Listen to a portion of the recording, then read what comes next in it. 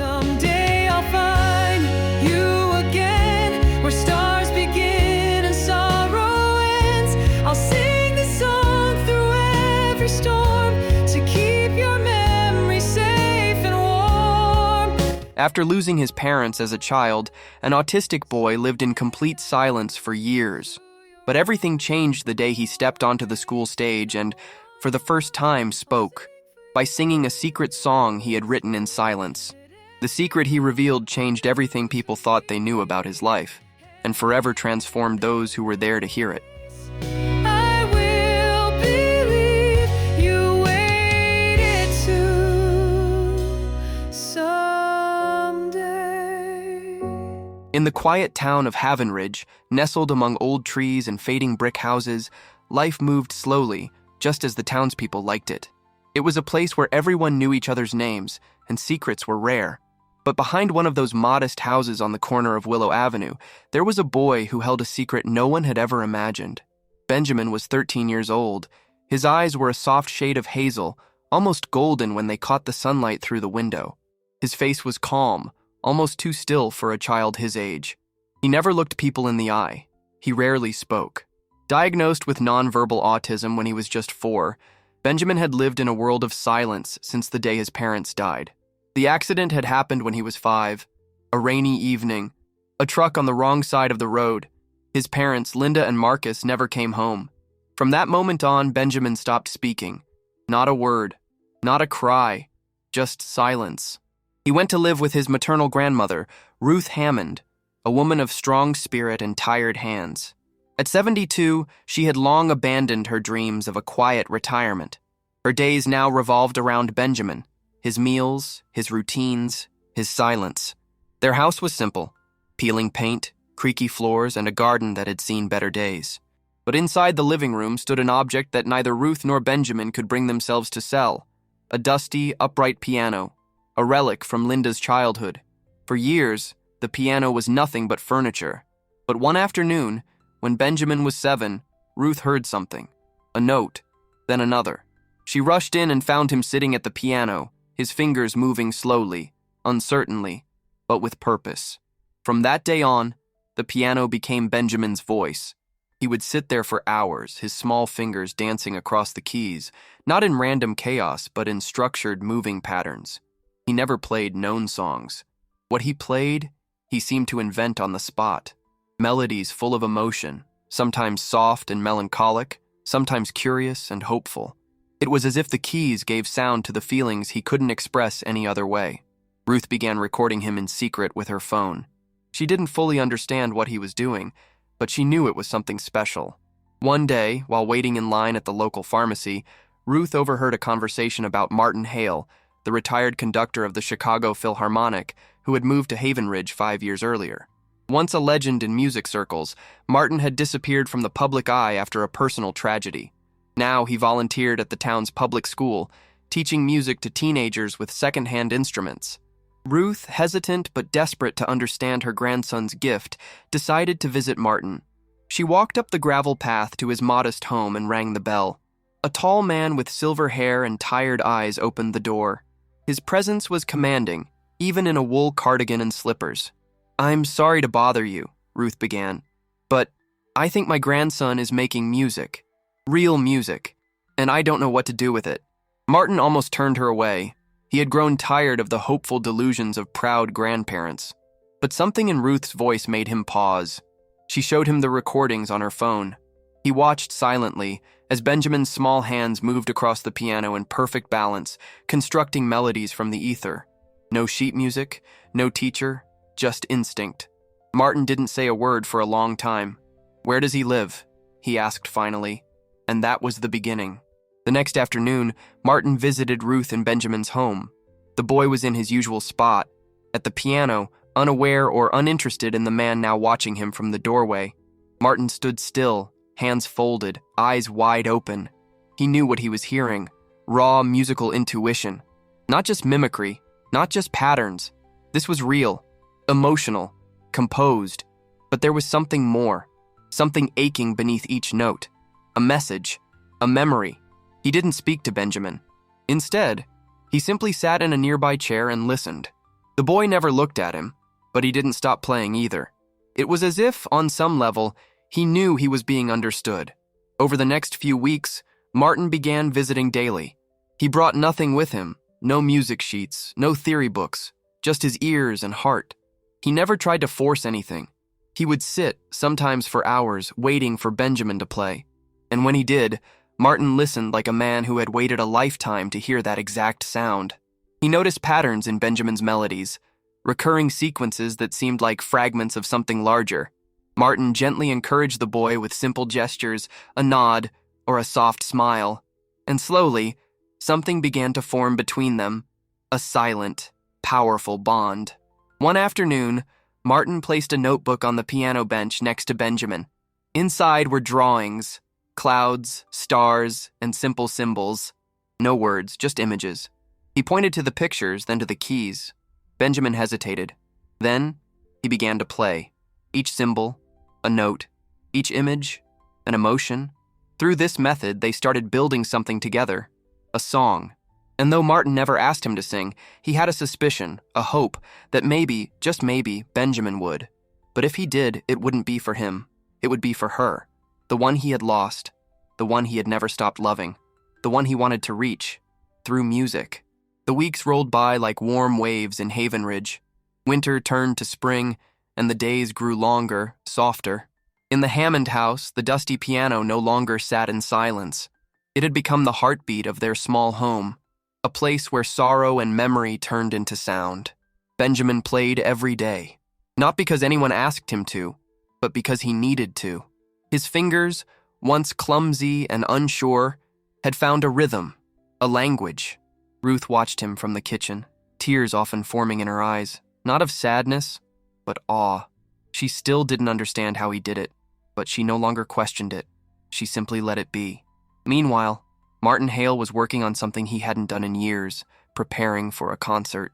Every spring, the Haven Ridge Middle School held a modest recital in the old auditorium behind the gym.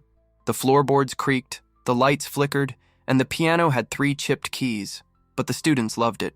Parents came with phones and flowers, hoping to catch a glimpse of talent in their children's awkward performances.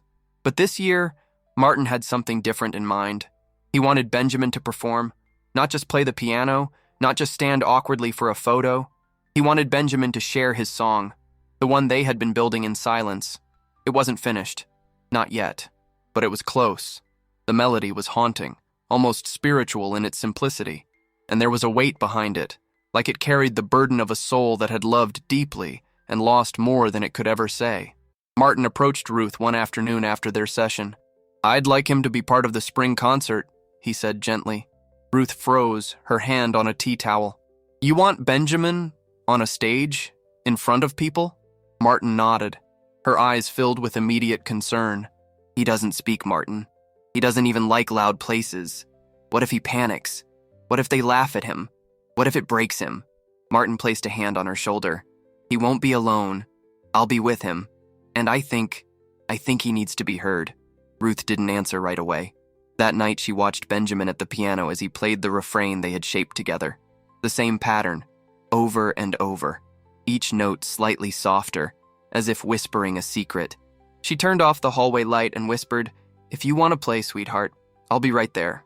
The next day, Martin handed Benjamin a simple flyer from the school. Spring concert, one night only, April 14th. Benjamin looked at it, then at Martin. Then, slowly, he turned back to the piano and began to play the introduction of their song. That was his answer. Martin knew what he was asking wasn't easy. To most people, it would be a minor school performance. But for Benjamin, it was a mountain. The next few weeks were dedicated to preparation. But Martin made sure it never felt like pressure. He let Benjamin lead. Some days they rehearsed. Others, they just sat in silence. Martin brought in a small recorder, so Benjamin could listen back to what they were building. But there was one part missing, the voice. Martin believed, no, he knew, that Benjamin wanted to sing the song. The boy would often hum under his breath while playing, barely audible, but enough for Martin to recognize the longing. So one afternoon, he did something bold. He printed the melody they had written, and under it wrote a line, "Dear Mom, I still hear you in the stars." Then he placed the paper on the piano and left the room. For a long while, there was no sound. Then, one note. Then another. Benjamin played the intro. And then, he sang. It was a whisper, a murmur, a fragile echo of a boy's heart cracking open. But it was real. When Martin returned to the room, Benjamin looked down, embarrassed. Martin knelt beside him and whispered, "She'd be proud." From that day forward, the song evolved. It was no longer just a melody. It had lyrics. Benjamin wrote them slowly, with Martin's help, sometimes drawing pictures that Martin translated into words. Together, they built a letter in music, a farewell to a mother lost too soon, and a promise that her voice still lived in his. They practiced in secret. Martin didn't tell the school. Ruth didn't tell her neighbors. No one knew that the quiet boy who never spoke was preparing to sing. At school, Benjamin remained the outsider. Some kids teased him. Others ignored him. A few were curious, but unsure how to approach him. One boy, Eric, muttered during lunch, "Why is the mute kid even in the concert?" Martin overheard it. He didn't respond with anger. He simply smiled. "You'll see," he said softly. And Ruth? She was terrified. But one night, after washing dishes, she stood by the door as Benjamin sat at the piano. And for the first time, she heard the full song, with lyrics. She leaned on the wall, breath stolen, hands trembling. Her grandson's voice, raw and trembling, filled the room with something holy. She didn't enter. She didn't want to interrupt. She just stood there and let the music reach her. When it ended, Benjamin looked back. She wiped her tears quickly and smiled. "I hope she heard that," she whispered. Benjamin didn't say a word, but he nodded. The concert was now just 1 week away. Martin had arranged everything: a microphone, a stool, soft lighting. Nothing dramatic, just enough. He didn't include Benjamin's name in the program. He didn't want to draw attention too soon. It would be a surprise for the audience, for the school, for the world. Only he, Ruth, and Benjamin knew what was coming. A boy who had never spoken in public, who had never looked the world in the eye, was about to sing a goodbye no one was ready for. Hey there! Thanks for watching so far. If you're enjoying this story, don't forget to click the like button, subscribe to the channel, and turn on notifications so you don't miss what's coming next. The final days before the concert unfolded with a quiet intensity that only those closest to Benjamin could feel. To the world, everything seemed normal. The school buzzed with its usual energy. Students practiced their parts, teachers checked stage lists, and decorations were hung with crepe paper and caution. But inside the Hammond household, everything was different. Benjamin had started humming the song at breakfast, a soft, low vibration in his throat as he buttered his toast. Ruth watched him closely, afraid to say anything that might make the sound vanish. It was the first time since the accident that she had heard his voice in such an ordinary moment, and though it was barely audible, it filled the entire kitchen with something sacred. Each day, Martin came over for final rehearsals. He no longer gave directions. He didn't need to. Benjamin knew the song like he knew his own heartbeat. His fingers didn't fumble. His voice no longer wavered. It was still soft, still fragile, but it carried weight, truth. The day before the concert, Martin brought a small gift wrapped in brown paper. Inside was a new shirt, white, crisp, with soft buttons. On the collar was a stitched letter L. "For Linda," Martin said. "So she's with you." Benjamin took the shirt, and without looking up, held it to his chest. At the school, the auditorium was being cleaned and prepped for the evening. The janitor fixed the broken bulb above the stage, while the music teacher adjusted the curtains. The students were buzzing with excitement and nerves. Parents would be arriving in just a few hours. Backstage, Martin met with the student coordinator. "Benjamin Hammond will perform last," he said. The teacher blinked. "Benjamin? Is he even on the program?" Martin nodded. "He is now. But he doesn't even speak." Martin smiled, the corners of his eyes creasing softly. "Then I guess it'll be a surprise." Meanwhile, Benjamin sat at home, dressed in his new shirt, the sleeves slightly too long. Ruth brushed his hair gently, her hands trembling more than usual. "You look like your father," she said. "But your voice, that's your mother." Benjamin didn't speak, but he placed his hand on hers and gave it a gentle squeeze. That evening, the Hammond house was quiet as they left for the school. The walk to the auditorium was short, just 5 blocks, but it felt like a journey across oceans. Ruth held Benjamin's hand the entire way. He didn't resist. When they arrived, the building was glowing with string lights and student-made posters. Inside, the crowd was already filling the rows. Folding chairs squeaked as people settled in. Parents whispered excitedly, phones ready to record every moment. Benjamin waited backstage with Martin, seated on a bench in the corner. He watched the other students perform through a narrow gap in the curtain. Violinists, pianists, even a clumsy duet that made the audience laugh. Each act ended with polite applause, but no one suspected what was coming. Martin leaned down beside him. "Remember, you're not performing for them. You're singing for her." Benjamin nodded. Then finally, the moment came. The student host took the microphone. "For our final performance tonight, we have a special presentation. Please welcome Benjamin Hammond." There was a pause, a few murmurs, a name that wasn't in the program. Some parents leaned in, confused. And then Benjamin stepped onto the stage. The room fell silent. He walked slowly, carefully, toward the piano. The microphone had been adjusted to a seated height. The stool was there, just as they practiced. Benjamin didn't look at the audience. He sat, took a deep breath, and placed his hands on the keys. The first notes flowed like water, soft, mournful, delicate. The melody rose, lingered, and fell like a whispering wind. It was beautiful, but what stunned the crowd wasn't just the music. It was when Benjamin began to sing. His voice cracked slightly at first. He closed his eyes, letting the notes guide him. "I found you in the echoes of a dream." People in the crowd turned to each other, shocked. Was that Benjamin? The boy who never spoke? The song continued, each word stitched with emotion. "You held me close in ways I can't repeat. Though your hands are gone, your warmth remains. In every note, I feel your name." The auditorium stood frozen. You could hear a pin drop. On the fifth row, Ruth clutched her chest, barely breathing. Her eyes shimmered with tears that wouldn't stop. Martin stood at the side of the stage, his hand on his heart, eyes damp. He had heard this song 100 times, but this time, it felt different, bigger, real. Benjamin's voice grew stronger with each line, still soft but now unwavering. I saw you in the quiet light, in dreams that visit every night. Your voice was soft, your smile stayed, though time and space have slipped away.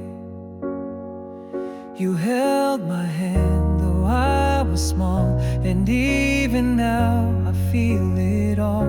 The way you laughed, the way you'd sing, still echoes in the songs I bring. Someday I'll find you again, where pain can't reach, where love won't end. I'll sing this song across the skies and hope it finds your heart tonight. Till then I'll play and I'll believe you're still with me someday. The world fell quiet when you left, a silence wrapped around my chest. But in the keys I learned to speak, to say the things I couldn't keep.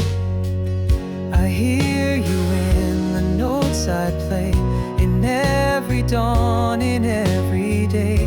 This melody was born from you. It's all I have, it's all that's true.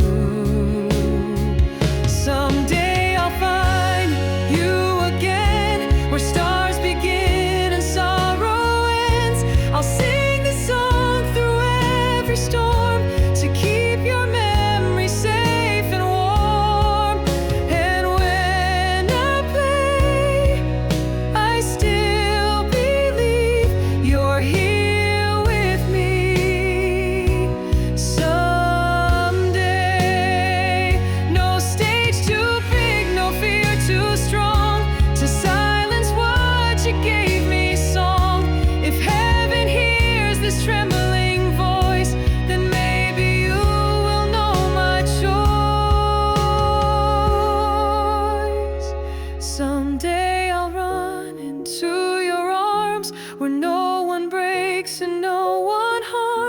I'll sing for you, and you will see that every note brought you to me. And in that place, I will believe you waited to someday. The last note lingered, trembled, and faded. Benjamin looked up. For the first time in years, he raised his eyes toward the audience. What he saw wasn't judgment. It wasn't fear. It was love. One person stood, then another, and another. The applause was thunderous. Some were crying. Others held their hands over their mouths in disbelief. The camera phones were forgotten. In that moment, it wasn't about recording. It was about feeling. Benjamin stood up slowly and bowed, just as Martin had taught him. Then he turned and walked off stage. As he stepped behind the curtain, Ruth rushed toward him and wrapped him in a fierce hug. Her voice broke as she whispered, "She heard you, baby. I know she did." Benjamin didn't answer, but he smiled. The echoes of Benjamin's song lingered in the auditorium long after the lights had dimmed. No one rushed to leave. The crowd moved slowly, whispering among themselves, as if trying not to disturb the sacred atmosphere that had descended over the room. It wasn't just a performance, it was a revelation. As the final notes faded, a new understanding had settled in Haven Ridge. Benjamin Hammond was no longer the silent boy in the corner of the classroom. He was something else now, something few could define, but none could ignore. In one night, he had broken through a barrier that years of therapy, education, and observation had failed to breach. He had spoken through music, through song, and in doing so, he had said everything that had been locked inside his soul since the moment his parents died. Backstage, Martin Hale was still wiping his eyes when the principal of the school approached him.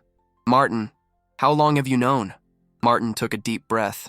"Since the first time I heard him touch a piano." The principal nodded, speechless. A teacher nearby whispered, "That wasn't just talent. That was something else." Outside, the evening air was cool, and the stars were visible in the Haven Ridge sky. Ruth sat on a bench just beyond the building, her arms wrapped around Benjamin. He sat still, calm, looking up at the stars as if trying to find the one that belonged to his mother. People slowly began to gather around them, not in a crowd, but one by one, cautiously, respectfully. A fellow student approached first. "I didn't know you could sing," she said softly. Benjamin looked at her, unsure of what to say. She smiled and added, "It was beautiful." A teacher came next, then a neighbor.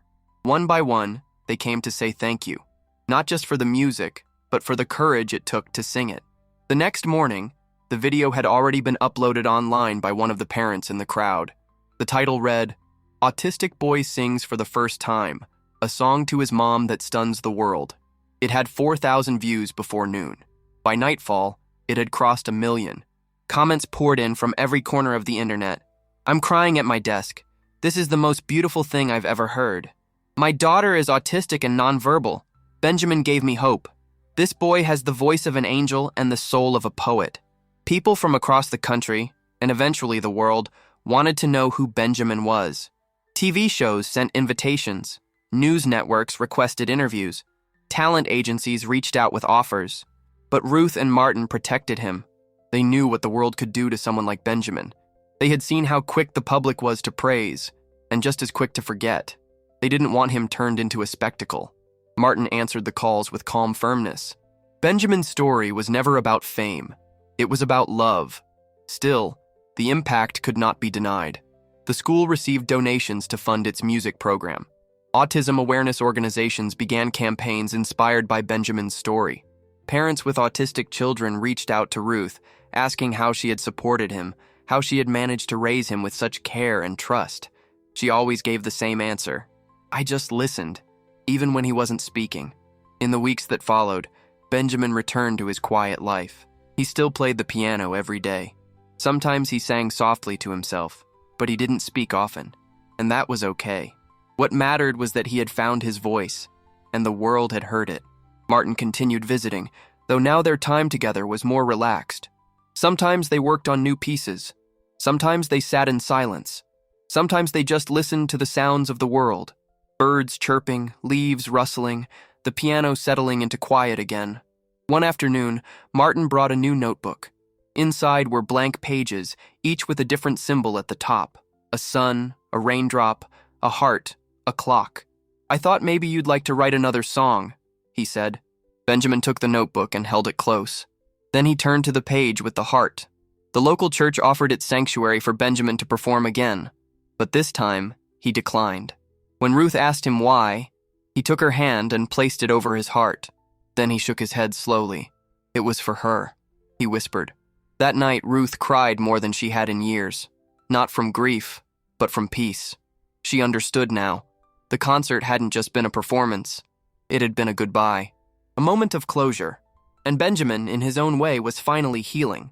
Meanwhile, back at the school, something had changed. Students who once ignored Benjamin now greeted him in the halls. Some asked about the song. Others just smiled. A few teachers adjusted how they interacted with their students, becoming more patient, more observant. One boy, Eric, the same who had mocked Benjamin weeks earlier, left a drawing on Benjamin's desk. It was a star, with the word "Mom" written in the center. Benjamin pinned it above his bed. One evening, weeks after the concert, Ruth found Benjamin sitting at the piano, not playing, just looking at the keys. "Are you writing another one?" she asked. He looked up and nodded. "About what?" He paused, then whispered, "Hope." Ruth smiled through her tears. "Then I can't wait to hear it." Spring eventually gave way to summer in Haven Ridge. The town bloomed with wildflowers and long golden evenings. Kids played in the streets until the porch lights came on. Lawnmowers hummed, neighbors shared lemonade, and the world seemed briefly, beautifully simple. But something fundamental had shifted. In a place where not much ever changed, Benjamin Hammond had changed everything. He had not meant to. He hadn't set out to become a symbol, a story, or a voice for a community. He had simply wanted to say goodbye, in the only way he knew how. But that single performance had rippled far beyond the walls of the school auditorium. It reached hearts that had grown numb. It reignited conversations about communication, neurodiversity, empathy, and the power of music. And most importantly, it gave people hope, that there are ways to be heard even when words won't come. In the weeks after the concert, Benjamin became the subject of articles, podcasts, and documentaries in development. Ruth received letters almost daily. Some came from parents of autistic children. Others were from elderly widows, musicians, or even teenagers battling anxiety and depression. They all said the same thing. His song spoke for me. Ruth read each letter aloud to Benjamin. He would listen, sometimes smiling, sometimes closing his eyes, but he never said much. She asked him once, "Do you understand how many lives you've touched?" He thought for a moment, then simply said, "I didn't mean to." She placed a hand on his shoulder. That's what makes it so powerful. One particular letter stood out. It came from a woman in Vermont whose daughter, age 9, had not spoken since she was 3. After watching Benjamin's video, she brought her daughter to the piano and played the song for her. The little girl listened quietly. Then, for the first time in 6 years, she spoke one word, "again." That word ignited a new journey for the child. The story went viral again, now dubbed the Benjamin Effect. Therapists and educators began using his performance as an emotional bridge, a teaching tool to connect with children and adults alike. His song, "Someday," was transcribed, printed, and performed in classrooms around the world. But through all of it, Benjamin stayed grounded. Ruth protected his peace. Martin filtered every invitation, every opportunity, making sure none of it overwhelmed him. They had all agreed Benjamin was not for sale. One afternoon, sitting under the elm tree in their backyard, Martin and Benjamin watched the breeze sway the leaves above them. "I want to tell you something," Martin said, holding a worn envelope. "I once had a son. He was about your age when he died. Cancer. Took him fast." Benjamin looked at the old man, his face unreadable. Martin continued, voice soft. "I stopped teaching. Stopped living, really. Until your grandmother showed me that video." He placed the envelope beside Benjamin. "In there is the last letter my son wrote to me. I haven't opened it in 12 years, but I want you to have it." Benjamin gently slid it back toward him. Martin looked confused. Benjamin said, "You already heard it. In my song." Tears welled in the old man's eyes. He took Benjamin's hand and held it tightly. That summer, Martin helped Benjamin record a studio version of "Someday." It was a simple session, just piano and vocals, captured in a local church with perfect acoustics. Ruth sat in the pews during recording, hands clasped, eyes closed. The song was later released on a non-profit music platform. All proceeds were donated to autism research and programs supporting nonverbal communication through art and music. Benjamin didn't watch the numbers, but Ruth did. Within the first month, the song had raised enough money to fund new music therapy centers in 3 states. The start of a new school year came quietly. Benjamin returned to his routine, but something was different now. He was no longer isolated. He had friends, kids who didn't try to force conversation, but who sat with him at lunch, walked with him between classes, and smiled when they passed. The school counselor reported fewer incidents of bullying. Teachers were undergoing training on inclusive education inspired by Benjamin's story. At the front office, a plaque had been installed in honor of Benjamin Hammond for reminding us that every voice matters. A year later, on the anniversary of the concert, the school held a special event titled The Sound of Silence. It featured performances from students across the district, all inspired by Benjamin's song. He sat in the front row with Ruth and Martin. He didn't perform. He didn't need to. His music lived in every voice that echoed through that auditorium. At the end of the show, the principal invited Benjamin to the stage. Nervous but calm, he stood beside her as she handed him a microphone. He looked out at the crowd. He saw familiar faces. He saw kindness. And then, without music, without rehearsal, he spoke. "Thank you for listening," when I didn't have words. The room erupted in applause, not because of what he said, but because of what he had lived. Back home that night, Benjamin sat at the piano once more. He touched the keys but didn't play. Instead, he opened a new notebook. The page at the top had a drawing of a sunrise. He wrote, "Song 2, Hope." And in that quiet moment, under the warm glow of a desk lamp, a boy who once lived in silence began composing again. Not out of pain, but possibility. Because now he knew. Even in a world that doesn't always understand you, there will always be someone who listens. If this story moved you, click the thanks button to support our channel, give it a like, subscribe, and tell us in the comments where you're watching from. We love hearing your stories too. If you loved Benjamin's original song, you can listen to the full track as many times as you want, and even send it as a gift to someone special. Just check the pinned comment below this video and follow the link to the music. And if you want to access videos and songs before anyone else, join our channel's members group by clicking the Join button. Be happy.